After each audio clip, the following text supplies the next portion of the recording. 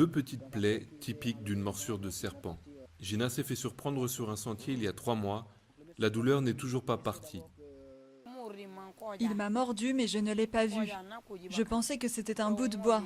J'ai regardé et j'ai vu que le sang coulait. On a dû me porter chez moi car je ne pouvais plus marcher. D'après la Société africaine de vénimologie, près d'1 million de personnes sont mordues chaque année en Afrique et plus de 20 000 victimes n'y survivent pas. Sur l'île de Soga, dans l'archipel sauvage des Bijagos, en Guinée-Bissau, on trouve des vipères, des cobras ou encore de redoutables mambas qu'on appelle ici kakuba. J'ai connu des gens mordus par des serpents qui en sont morts. Les kakubas sont les plus venimeux. Le plus souvent, quand ils te mordent, tu ne survis pas. Ils sont souvent dans les arbres et les feuilles de palmier. Dans cet archipel où l'on circule en pirogue, seule l'île de Boubac dispose d'un hôpital. En cas de problème grave, il faut compter plus de 5 heures pour rejoindre par la mer la capitale, Bissau. Les victimes ont donc souvent recours aux guérisseurs, à défaut d'autres choix. Les victimes vont souvent sur l'île de Formosa, qui est réputée pour ses guérisseurs. On fait tremper des racines dans de l'eau, puis on leur fait boire le breuvage. Faute de demande, des groupes pharmaceutiques ont arrêté la production de certains sérums, provoquant une hausse des prix et rendant ces traitements inabordables pour les plus démunis. L'OMS espère aujourd'hui susciter l'intérêt de nouveaux laboratoires pour le marché africain, dont le potentiel s'estime à 40 millions d'euros. La culture namibienne compte de nombreuses danses traditionnelles, mais les styles modernes peinent à émerger. Une jeune troupe veut professionnaliser les danseurs contemporains. J'ai toujours dit que je ne voulais pas devenir professeur de danse. Mais j'aime le moment où le bras de quelqu'un va de là à là. J'aime le moment où quelqu'un projette son énergie en dehors de soi, au lieu de tout garder dedans. Le moment où quelqu'un d'autre parvient à changer comment se sentent les gens dans la salle. De la mode aux arts visuels en passant par la musique, les arts sont en plein boom en Namibie. Mais c'est différent en danse contemporaine. Une seule compagnie reçoit suffisamment de financement pour avoir un studio et payer un salaire à ses artistes. Les autres danseurs ne peuvent espérer que 100 $ par spectacle, au mieux.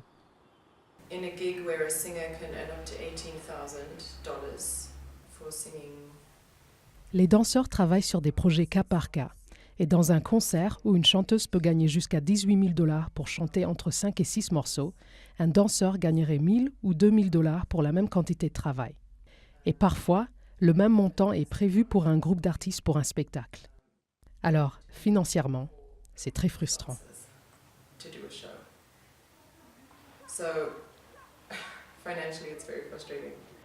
La compagnie First Rain Dance espère un jour pouvoir employer ses danseurs à temps plein. En attendant, elle se consacre à la promotion de la danse contemporaine pour que plus de jeunes aient une chance de faire carrière.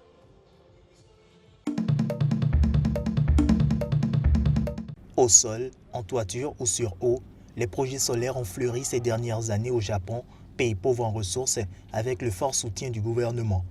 Des milliers de panneaux solaires posés sur une vaste étendue d'eau, la plus grande centrale solaire flottante du Japon, à 1 heure de Tokyo, est censée refléter les ambitions du pays dans les énergies renouvelables, une étiquette écolo cependant brouillée par la place accordée au charbon. Comme il y a beaucoup de lacs artificiels et réservoirs d'eau pour l'agriculture au Japon, nous avons entrepris depuis 2014 chez Kyocera de développer sur l'eau des méga-projets d'énergie solaire photovoltaïque. À rebours des autres grands pays industrialisés, le Japon finance généreusement les projets des centrales à l'étranger et investit aussi sur son propre territoire avec 47 initiatives programmées selon le groupe européen d'experts indépendants E3G.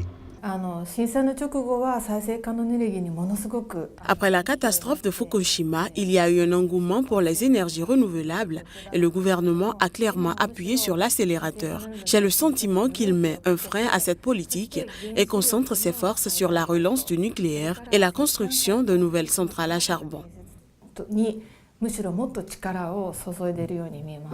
Ce sentiment, évoqué par Kimiko Hirata, est confirmé par un rapport publié mi-novembre en marge de la COP22 à Marrakech qui classe le Japon parmi les très mauvais élèves de l'action climatique.